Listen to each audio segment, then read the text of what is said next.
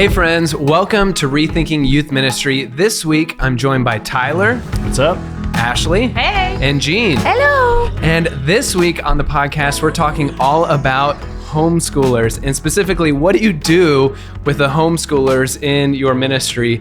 Because homeschoolers can, in some ways, be a little bit different than the traditional student or the public school or private school student in your ministry, and they might have some unique needs that we're going to unpack here. Watch your wording. Watch your wording. Yeah. Why should I watch my wording, Tyler? I'm just don't offend the homeschoolers at this table, CJ. Well, that's a good place to start. I want to find out who is a homeschooler or was a homeschooler. Hopefully you're not still being homeschooled at this table. But if you are, it's okay. It's okay. Who was homeschooled at this table? I was. Ashley, were you homeschooled? I was not. Jean? I was not. What about you, CJ? I was also homeschooled. So we have two people here at the table who were homeschooled and two that weren't, which I think will be a good balance as we unpack some things here. But first, I want to dive into, so what ages were you homeschooled, Tyler? And so tell me about your homeschooling background. So you're really trying to introduce a segment called "How Homeschooled Were You?" is what we're doing right now. We're trying to see which one are you. Right. Okay. So if this is the game we're playing, I could have been in a commercial for homeschooling. That's how. Wow. So do they have those? Commercial? Probably. They're not good. I guess They're not good. Got They're it. not public. Yeah. It's to a select audience. Okay. So I was homeschooled from first grade all the way through to graduation. Wow. Get this. I worked at a Chick-fil-A. So that's 2 points there. Yeah. I played on a homeschooled soccer team. So that's 3 points-ish, depending on how you want to call it. I went to community college. I don't know if that's a thing that you know of, but all my homeschool friends did that. So I feel like that's a point for me. Okay. I went to a homeschooled prom. Pause. Tell us about your homeschooled prom. How does that work? Homeschool prom was I was a part of like a body of like homeschooled students that would meet every single week, and the parents would teach classes. So it was a way of like going to class. It's like a co-op. It was called a co-op. Yep. It was called a co-op. So part of that co-op, they did some events, and one of those things was a prom. So I went to prom my junior year of school, not because I wanted to. I got asked to prom, which was fine. I was like, sure, let's go to prom. It was okay. The DJ, the first song, like it was like the DJ was kind of like, all right, like we're gonna have a great time tonight. Like it's gonna be a lot of fun. And then the next song that got played was "Shine Jesus Shine," which to me was not what I was expecting. That's great. No, thanks for sharing. You scored all 5 points, 5 out of 5 for the homeschooler. What about you, CJ? Well, I did homeschool. I homeschooled through high school. So not the whole, I went to a traditional school and then switched over to homeschool in my high school years and did kind of like a homeschool program co-op thing where you still had some teachers involved. So not as homeschooled as Tyler, but still homeschooled. Didn't play on the homeschool soccer team. But there are like unique levels of homeschooling, and it is a very unique culture, and that's what we're going to dive into here. Yeah. So what changed that you transitioned from traditional school to homeschool for high school? Yeah. What was the reason behind it? Honestly, my parents just decided to. So I didn't have much say in whether or not I was homeschooled or not. I think they were just decided that, hey, all three, I'm one of 3 kids, and all 3 of us, one of them went to private school, one went to public school, and I was homeschooled. So it's kind of unique that they kind of looked at us and decided what they thought each kid needed, for better or for worse, and in some ways, and in some ways it was a great thing. Tyler, did you have a choice in whether or not you were homeschooled? It was a choice made for me in like first grade. Mm-hmm. Later on, so this is probably important to note. There's a whole range within homeschooling that I'll just speak to in a moment. There's some of my fellow classmates in homeschool loved homeschooling. Mm-hmm. I realized freshman year of high school, I did not. So that's probably important for listeners to know, and for you all to know, is that there's probably a share of how students specifically feel about this. Mm-hmm. I think I realized in high school I didn't like being homeschooled. So I tried to go get a transfer to a public school in junior year, and for whatever reason, it didn't work. So, yeah. Do your parents ever explain to you like their reasoning behind homeschooling? Because I feel like there are different reasons as to why people homeschool, because of they want to be in charge of their time, or because Gene, you're not hosting this podcast. Sorry. You can't ask us the questions. No, proactive or reactive to education. Like certain situations. Like, do you get involved in those conversations at all? I got involved in conversations like after I graduated college, where I was like, Mom, Dad, why did you homeschool me? And regardless of those reasons, like what you're saying is like within homeschool, there are a lot of different options of what that can look like. And so that's probably important to note of like, there's so many different reasons and there's so many different ways that can look for a student when you are homeschooled. I went to school with kids who were like Olympic athletes. And that was the reason that they were homeschooled, was because it allowed more flexible training schedules. I went to school with kids who were like insanely smart. And what homeschooling allowed was like an expedited learning process where they could go through their studies quicker, graduate sooner, whatever that was going to be, just because they could handle it. And then you find other kids who like their parents wanted to be in more control of what they were learning, stuff like that. So there's a lot of, I don't know if any of those. Yeah, totally. I mean, I don't think as a middle schooler or a high schooler or a ninth grade, at a ninth grade level, you're not really in some ways self-aware enough to like ask your parents, hey, why did you choose to why are you choosing to homeschool me? But in hindsight, similarly, you do have those conversations as you get older. And for me, it was, they didn't love the public school system and where we were living. And they wanted me to focus on music. So I played several instruments growing up, and they thought, hey, this is a really good thing for you to get into, to develop, and you need to hone these skills more. And it's just really hard to, do some of that at the level they were wanting to see in me.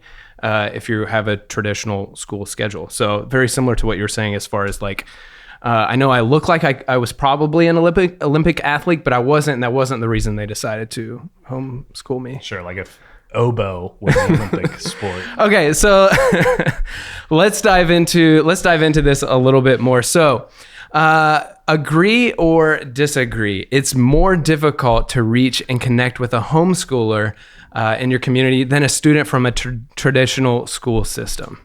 I feel like that's hard. I think it depends.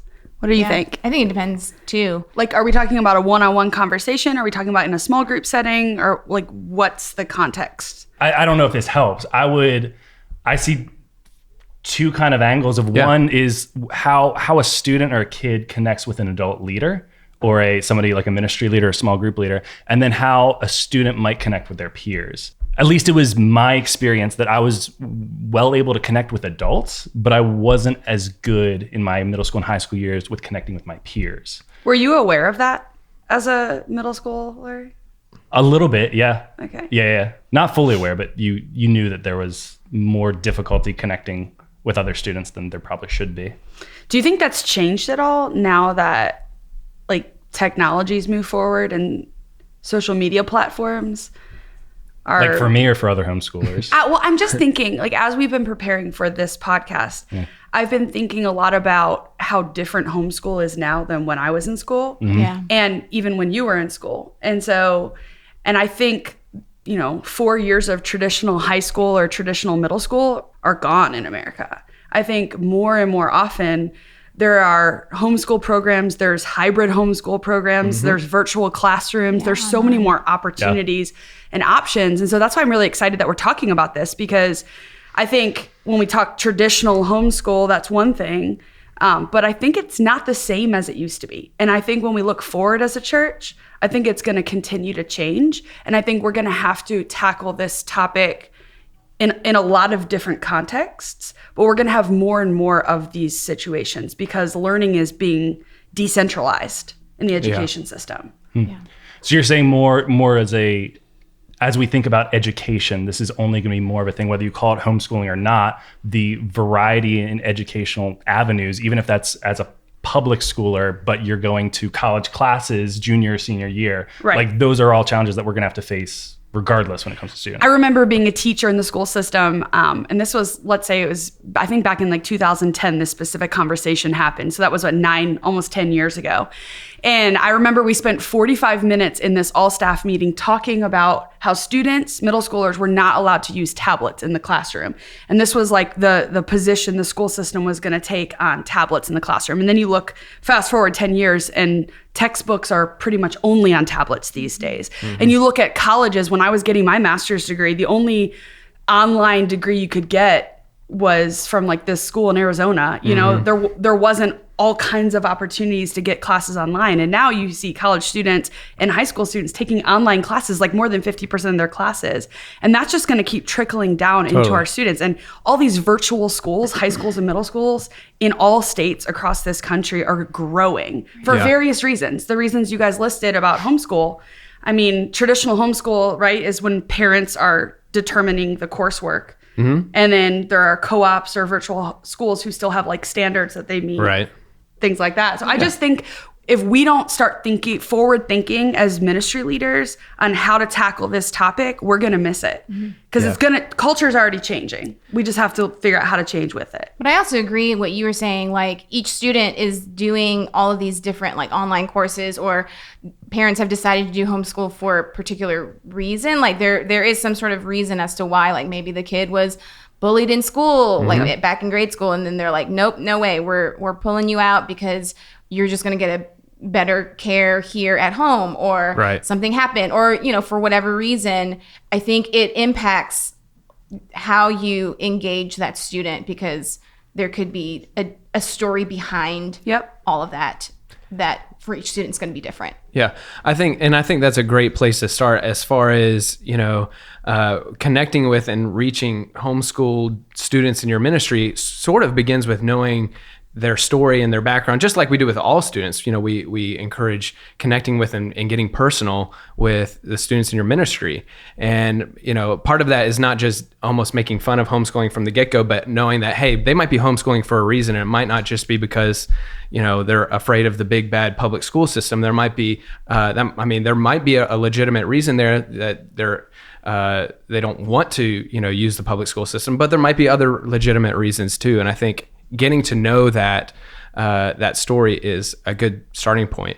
So can we, what you said there, I think probably is maybe another good thing to throw here.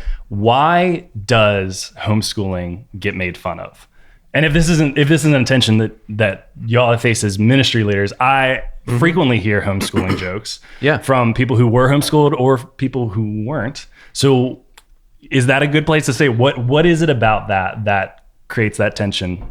I think anything that's different gets made fun of. Yeah. You know, I think public school is kind of the norm. Everyone is, you know, everyone else kind of just goes to public school, and anything that is different or unusual or doesn't make sense is something that people just want to make fun of. You know, it's just easier to do that, which is why I think homeschool is a part of and part of it is because some of the reputations are true as far as homeschoolers tend to be, I'm going to generalize here, but they're less brave, they're less social, they're more conservative, they're awkward a lot of times because of the way that they're raised in the environment they're living their lives in. And that just sets them up to be made fun of, to be bullied, to be, you know, poked at as far as that goes. That's definitely not true of all homeschoolers. Obviously, Tyler and I are sitting here and we're very cool people, right? Right? It's generous. Right? It's generous. So cool. You guys are so cool. Thank you. We're honored to be at the same table as you. But oh man. But it's true. Like they're not all the same, but it's easy to generalize. Is you're saying like there's a stereotype of a more isolated, socially awkward homeschool kid. Whether that's true or not, we all know that exists. It totally exists. And I know it's not true for every kid who is homeschooled. Yeah. But I think it's true for a lot of them. I mean, the stereotype exists for a reason. And part of it, I think, is when you're not surrounded by kids your age who are going to point out anytime you're doing something that's weird, then you don't realize it's weird. Like you have the student sitting in your youth group who, while you're talking, they're knitting the whole time. And you're like, like, do you want to participate? And so, you Have don't want to make them feel weird. Yeah. Oh, for 100% for sure. Or the kid who shows brings up a book or and reads reads the entire corner. time. Yeah. Or shows up to group in their like Dragon Right. Con mask and won't take it off the whole time. Like things that, well, to be honest, like middle school in general, they're all weird. So I mean, even kids who go to public they're all- school, yeah. they're I wearing get that. tails and Yeah. ears Yeah. and like there's all kinds of things. But I think The knitting is a new one for me. So that's that why I stopped 100% there. has That's happened great. more than once. That's great. For sure. I guess I was a great communicator. He really wanted to pay attention. But kind of pulling us back a little bit, I think homeschoolers tend to be somewhat difficult to reach those sometimes because I want to refer back to a word you used, Ashley, a few minutes ago. Their worlds are somewhat decentralized, and I think that's what's as much as culture is heading to a decentralized school system, and world. Homeschooling has been that for a very long time. While public school and private schools have a place that students are going. So if you're a ministry leader who wants to learn the culture of the students you want to reach, who wants to connect with students in your community, you have a place to go.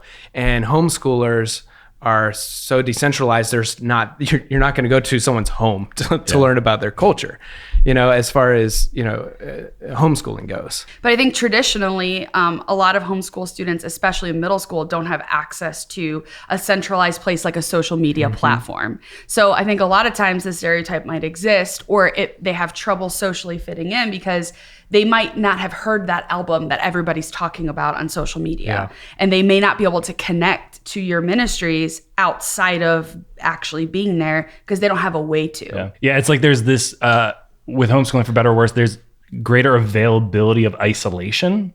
Of when if you do traditional schooling, you are forced to be in front of peers probably 5 days a week. With homeschooling, that might not be the case. For some students, that is the case. You might have a different kind of educational structure, but there's also a chance that you could go 5 to 7 days a week without seeing peers. It's kind of up to the parents and how they structure it. But there's a greater availability of isolation if that's kind of the avenue that the schooling goes. All right, so we're talking a whole lot about the tensions that maybe homeschoolers feel and the way that their worlds work, as far as a middle school or a high school student. But let's kind of flip it to the other side because we do have two ministry leaders here. Ashley, Jean, I would love to know, what tensions do you face as a ministry leader knowing that there are or could be homeschoolers walking into your environments every week? Yeah, I think always just making sure that they feel like that they belong and that they're not any different from any of the other students that we've got in our ministry area. So we don't make like just a small group of just homeschooled kids, but we may place them in groups that maybe there are kids that maybe go to private school that maybe have the same view, similar views as them. We did have one situation where one of the groups was all like they were all public schools, but some of the issues that they were kind of talking about in small group were a little bit more on the extreme side, that the parents were kind of like, our kids, they're just not ready, or they just don't know about these kinds of situations. Yeah. And it was a conversation that we just had to have to be like, all right, well, this may not be the best group for them, so we can partner together with you to find a better small group for that matches your student and caters to them and makes them feel like that they are comfortable to share and feel like that they are heard and belong. Yeah. Wow. I think I'd add to that. I know for me and my experience, a lot of homeschool parents didn't want their kids in a small group with public school kids for that exact reason. Like they didn't want them exposed to what other kids were going through. And I remember feeling like I don't really know the right answer here. Like, I don't know, should I have them in their own small group? But then at the same time, is that helping them be exposed to like reality or outside their bubble? Is it more helpful for them to be in a small group with people who are living in their same community, even though they go to a different school? I don't really know the right answer for that, but I know that was a huge tension. And the other tension of having small groups that have homeschool students and traditional public or private school students combined is a lot of times we would have either the student or the parent complain that there was like too much joking around happening, at least in middle school ministry, or it wasn't deep enough. And so that was a thing that would come up a lot. And then also when students would come to the ministry and they're like 10 years old, but they're in 7th grade. Yeah. And you're like, where do you place them? Right. Because, okay, yes, they're learning math at a 7th grade level, but they're 10. So developmentally, they're still in preteen ministry.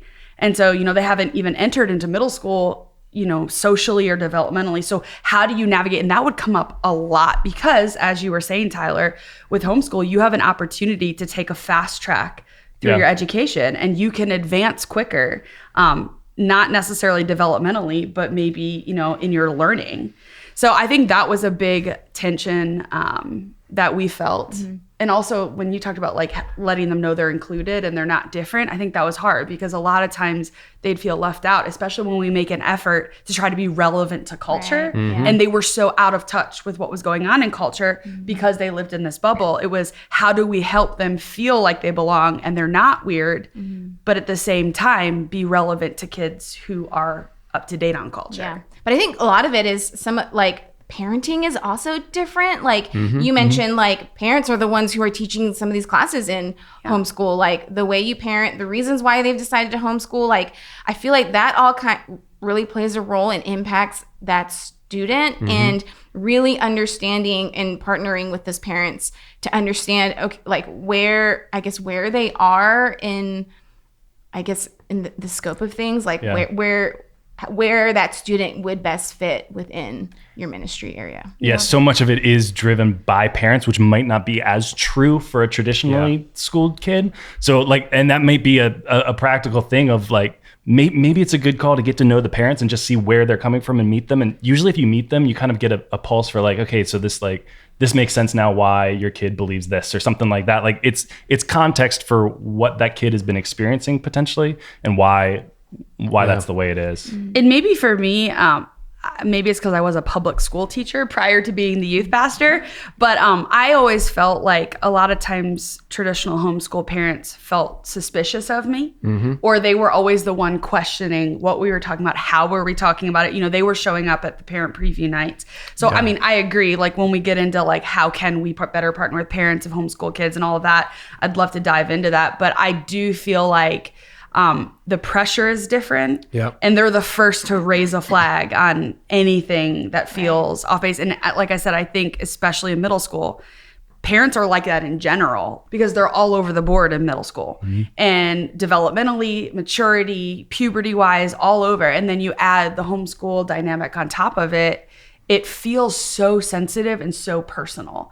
And so I'm excited we're having the conversation because I feel like I didn't do it all right. And I'd love to learn what I could have done better. So I want to ask Tyler a question. So because a few minutes ago, we were talking about small groups a little bit there and like, how do you decide where to place a specific homeschooler? And did you grow up, Tyler, going to a ministry with small groups? I went to a ministry that had a small group. So which I think is true for a lot of churches. Totally. Of if you have probably 10 to 20 consistent students in your ministry, it ends up operating a lot like a small group. So I was a beneficiary of small group ministry, whether my ministry leader knew it or not. Right. So I guess my question for you is: were there other homeschoolers in your ministry? Or were you like the only one? Did you ever feel like you were the only one? Yeah. Or kind of outcast is a strong word, but like kind of almost, you see what I'm saying? This is going to sound like a joke, but it's not. Yeah. Yes, there were other homeschoolers and they were my siblings. So other than that, in the ministry, in youth group specifically, there were no other homeschoolers. So life for me looked like jumping from kind of like pocket of social circles to pocket of like, I had my co-op friends that I did school with, and then I had a soccer team that I hung out with, and then I had youth group, and all these friends were in totally different circles, and like they might not cross over. So there's a chance that they might be the only one that they know in multiple circles because of just how homeschooling operates in some ways. Yeah, I think my experience was very similar to that, and kind of going back to the small group thing, I went to a larger church where we did have more than one small group. And I can remember I was plugged into a group that I was the only homeschooler and everyone else went to a school. And I remember that was really tough because I did feel like an outsider because, to your point, the rest of the guys in that group did life together. You know, they had the same classes together. They had the same soccer or baseball practice together. And then they went to and were part of the same small group in church. And that's great for them.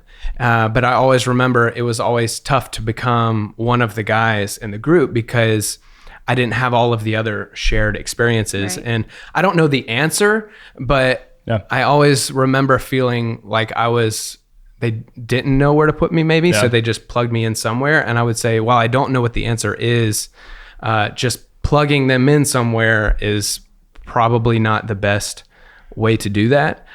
But at the same time, if you have a whole group of homeschoolers in a group, I don't know if that would work either. So I don't know if it's like you treat homeschoolers like they're their own school. So you have a half and half kind of a thing. But so I don't know where else. Yeah, and that's that, but kind of what you're saying too is like that goes back a little bit to like commonality of like when students engage with other students, usually they're looking first for like the thing that's common. Yeah. And it just tends to be in high school or middle school, the first question you get asked is, where do you go to school? So that's like your baseline for the thing that creates connection. So when you have something that is different than most, or kind of you're in a minority group when it comes to your schooling, that's the first thing that kind of is the box that doesn't get checked when it comes to, are we going to get together? Because whether you have a good view of homeschoolers or not, you just don't go to the same school. Right. So it's just, there's a hurdle there already. I wonder if that will change at all as virtual school becomes more of a normal thing. I wonder if we'll see a shift in that being a negative quality. Like, I think if I could go back as a teenager, I'd be like, I'll do online school. That's awesome. Yeah. And then I can focus on all the other things I'm passionate about. Right. And I have that much more time. And I'm talking like a 3 on the Enneagram right now. I'm like, more time in the day to do what I love. Yeah. But like, I think I would go back and do it all online. Yeah, which is a great, like, and that's probably, there are probably a lot of students that are like that. They're like, yeah, I'm homeschooled. It's awesome. Why do you not think it's awesome? Right. Or you have the student that's, I'm homeschooled and I don't want to tell you. Yeah. Right. I mean, honestly, I have 2 kids of my own who are not in grade school yet, but online sounds awesome for us. But it's because we want to just be in charge of our own time. Like, we want to be able to control that and not have it dictated by or controlled by somebody else outside of us. So, and maybe that sounds control freakish, but I don't know. It just makes it more it just seems so much more appealing because it is more flexible. Well, even like think family vacations. Like they can still go to school. Yeah. From wherever they are. Because we'll take it if with it's virtual. Like, I don't know. I just wonder if we're going to see a shift in like, this is how it is, but this is what we're moving to. Yeah. I mean, you're right, Ashley. It's going to keep decentralizing and keep, evolving. And that's why I think we've got to stay on top of these conversations and keep talking about these things. But I still think this dynamic is always going to be a tension to manage and wrestle with. There's still going to be somewhat of a tension here, which is why I am glad we're talking about this. So to get things a little bit more practical, though, for the homeschoolers that are in our ministries right now, what do homeschoolers need from our ministries that maybe other students or traditional students don't need quite as much? What elevated needs might they have that we're sometimes not realizing? Can I ask you 2 a question? As people who were homeschooled? I just asked you a question, I know, but that's in fine. response to your question. Can I ask you a question about your question? I want to know, because we were talking about where you place a homeschooler, like in their own small group, or do you spread them out amongst small groups? What would have been helpful for you? So my youth group didn't have the tension of whether to split or not to split, but I did have a youth pastor who saw homeschooling as an opportunity, not something that was going to make me different or not a part of the youth group. So he actually ended up giving me more leadership opportunity because he knew I had more flexibility in my schedule. I had more capacity time-wise. I just had extra time where I could help out with stuff. So he actually helped develop me as a leader because of the opportunity that I had because of my schooling. Yeah. So as an example of how to That's awesome. Shout out to that youth pastor. Yeah. Seriously. I need to start doing that. I need to start looking for homeschool Ideas, students right? or students that are like online and be like, hey, you want to help out? Put the decorations up for our new event that's happening up. Yeah. That's ingenious. Well, I mean, we're talking about, one of my notes was, I think one of the things homeschoolers need is more of a place to belong, because a lot of homeschoolers don't necessarily have that as much. Like traditional students they've got homeroom, or they have the soccer field, or they have this classroom or the library or whatever. Homeschoolers don't really have as many places. I don't know if you would agree with that or not, but like it's your home. And to have a place and to invite a homeschooler to the church to help out, to, this or that, it almost makes the church more of a place for them to belong outside of their kitchen table, because that's not a fun place for a 9th grade guy to feel like they belong, like their kitchen table or the couch or whatever. Yeah. So I think that's a great way to pour into and connect with the lives and the students, who are homeschooling in a unique way. And to get back to, I guess, the question that you answered my question with, Ashley, about like, where do you place homeschoolers? Like, what did I think I would have needed? This is just my personal thoughts and experience, but I would have loved to have been placed in a group with other homeschoolers and more, traditional or private school students too, like almost make homeschoolers a school of themselves, if that makes sense. I don't know, maybe some ministries do that, but if you think about it, the reason we place students in 7th grade or 9th grade small groups with students from that same school is because they'll have shared life experiences. They can do life together better. They can talk about, hey, they might be on the same sports team or whatever. And homeschoolers have that same thing if they can connect with other homeschoolers in the group, but they might not have those same shared experiences with other students in the group who go to traditional school.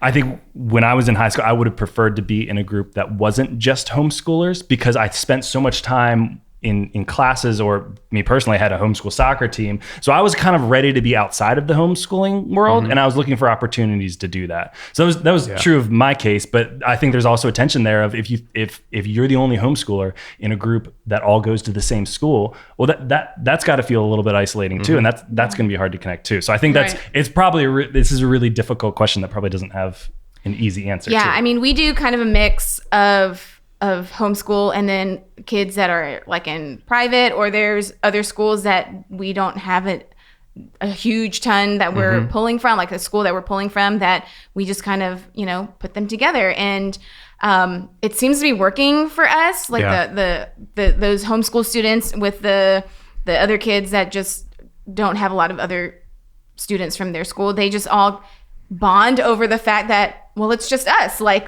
cool, like I'll get to know you. And then I think the key person in there is that small group leader in making sure that they feel like everyone belongs. There's no difference here. Like we're all in here to do life together and journey through this together. And each one of us, we're going to struggle through different things, but we're all here together to figure that out. Yeah. I think the key would just be, you don't want to make a homeschooler feel alone.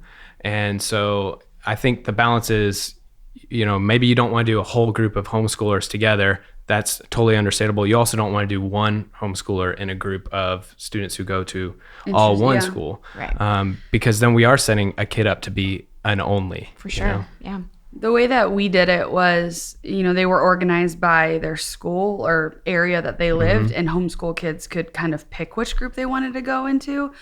But now I'm rethinking that, because I'm not sure that was the right call, because it kind of makes it feel like everyone else has an assignment and they don't. So I'm not sure that was the right call, but I don't know. I don't know if there's a right or a wrong way, as much as, like you were saying, it depends on the kid. I mean, I'm thinking of this one specific girl in small group, 6th grader. She was homeschooled, and it was a group of like public school, private school, and homeschool in this group. And, as I'm leading that group, she keeps using the phrase play date. And I'm thinking she doesn't realize that's not a term you use anymore once you get to middle school. She has no idea. And the other girls are like totally weirded out that she keeps using the word play date. And I'm thinking, if right now I'm like, well, had I had her in an environment where I could, maybe that's something extra she needs, is a coaching in that kind of a social cue of, hey, like I mean, I don't know if I would say we don't use that word anymore because then it sounds like a bad word, but I'd have to think about how I would approach that. But I'm thinking back to that. How do we create an environment where we can help move them forward in a way that's honoring to them and they feel confident in it? Yeah. And I think in this day and age, like we're moving towards more of like the online homeschool, like that's increasing more and more, that as working in ministry, like we've got to start kind of anticipating more of that and being prepared and ready for when these students start coming into our environments to put them in these groups so that they can feel like they are loved. Yeah, totally. That's great. And so as we get closer to wrapping up, though, I want to circle back to something that I think, Ashley, you brought up way earlier in this conversation, and that's parents. Because we believe that parents are a crucial part of what it looks like to pour into the faith of the students we lead. So what does it look like to partner with the parents of a homeschooling student? Does that look any different than the other students' parents that we lead? I think there's a chance you might need to work with them more.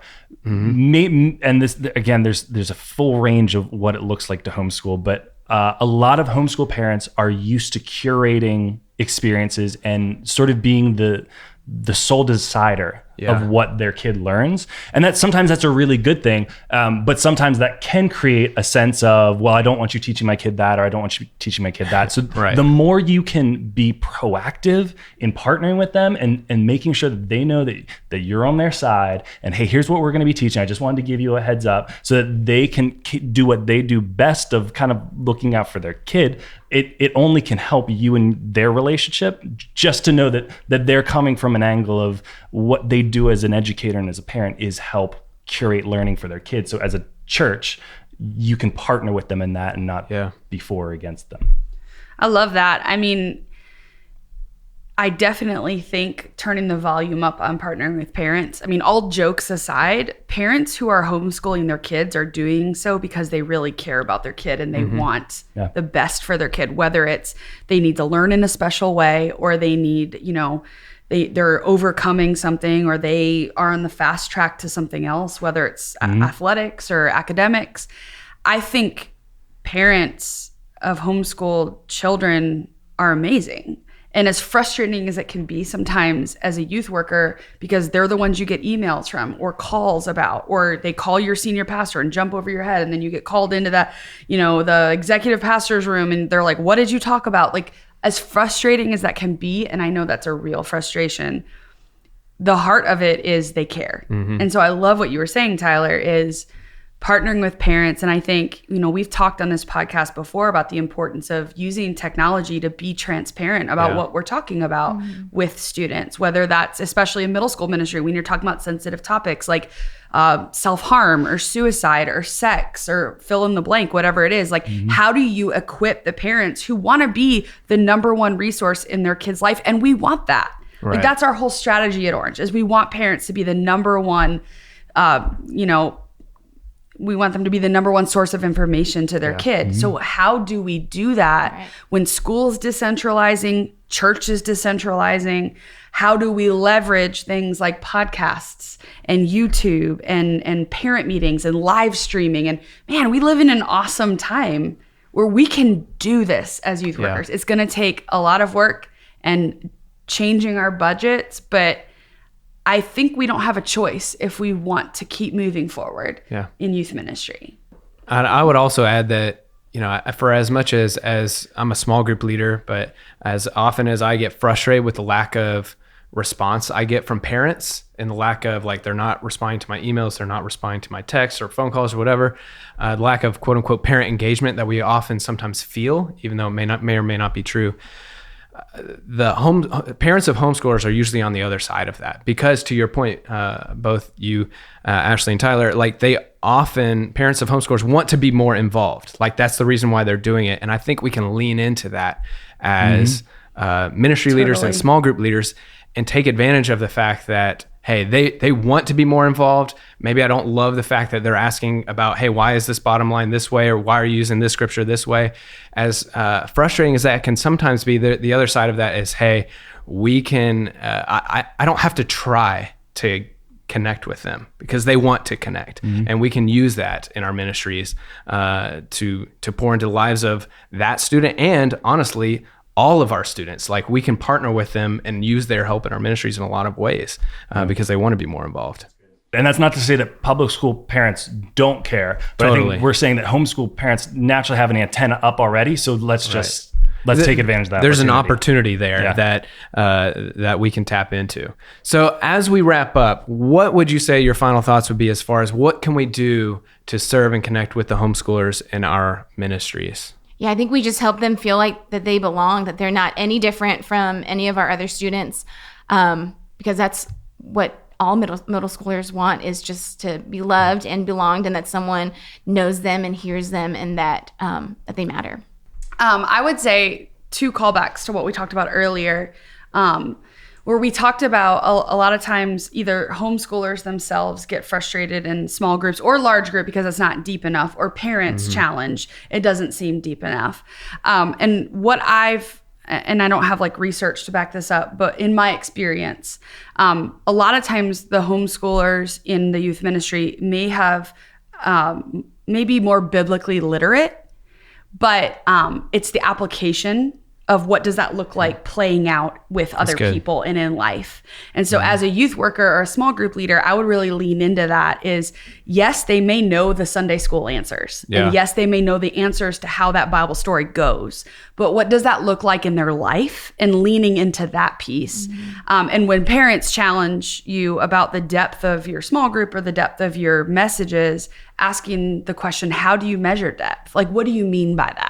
Because I think a lot of times in that conversation, you can help them understand your desire to help them learn how to apply the truth that they already know. Yeah. That the parents are doing an incredible job teaching them. And the second thing I wanted to call back to, Tyler, was something you said earlier about your awesome youth pastor who gave you leadership opportunities because of your flexible schedule. And I mean, like, it's such a part of your story of how you ended up here, which is really awesome. And so it's inspirational, and I can't wait to see, Jean, how you kind of implement that in your ministry. That's really cool. But one of the thoughts I had, if I'm being honest, and I don't want to be offensive at all in saying this, but I think it really depends on the kid, because I don't think just any homeschool kid is who you should elevate into a leadership position just because they have time. Because it can actually maybe do more damage either to that kid or to the culture of your ministry. And I'm not trying to be mean to homeschool kids, Ty. Please don't take it that way. I just think the importance of getting to know every kid and making sure they feel like they belong, and you know what their strength is, and leveraging the strength. Because Tyler, you have leadership abilities, and your youth pastor saw that in you, but he couldn't have. yes, but not every kid has leadership abilities, but it goes for all kids. Like all kids, you should be kind of, there's an application, like you should be interviewing them to make sure that they are fit for that leadership role. And it's not just, all right, whoever is available gets to fill that, you know? Right. And if it happens to be a homeschooler, good luck. They might have more time to spare. I love that. That's great. Tyler, do you have anything? Final thoughts? So my final thoughts would just be, I think this is true of all students, like you said, Gene, but I think this is more true when students have differences that are more apparent, is that they need to know that they're accepted and not called out, that the unique thing about them is information and opportunity, not a categorization. So that means what you say from stage matters. If you are deprecating to homeschoolers or calling them out for being weird or something like that, that gives students permission to say those same things. So just be careful about the language used from stage. And if you can, elevate them. Like when I communicated, I would always make sure to say I was homeschooled, just so I could identify in that moment with those group of students that did have that similar experience. So good. That's great. And I would just add that as a homeschooler, one of the things that I wanted most, and I feel like some of the students that I lead that are homeschoolers want most, is they just want to be normal. You know, they just want to fit in. They want a place to belong, like Jean's been saying. But, you know, that student that you're talking about, Ashley, that, you know, may not be fit for a leadership position. They might not want that leadership position because they just might want a place to be normal and to be treated like every other student, not called out because they do have extra time or because they do have this or that or, you know, that kind of a thing. So treat every kid that this is a place for them to belong and be themselves and be normal. And I think that's a great way to end this. Yeah. So thank you, Tyler, for sharing your experience homeschooling. Jean, Ashley, thank you for sharing your ministry experience leading homeschoolers. And thank you for listening and watching this week's episode of Rethinking Youth Ministry. The podcast doesn't have to stop here. The conversation doesn't have to stop. We want to hear how you think the changing world of homeschooling and kind of the decentralizing of school is going to affect our youth ministry worlds. And how is homeschooling going to change in the coming years? How have you seen it change, and how is it changing in your ministry? That was a lot of questions, but we want to keep talking about this, and the best place to do that is in our Facebook group. Just visit rethinkingym.org for a link or search for Orange Students on Facebook. You'll find us there this week. Thank you so much for watching, listening, and we'll talk to you next time.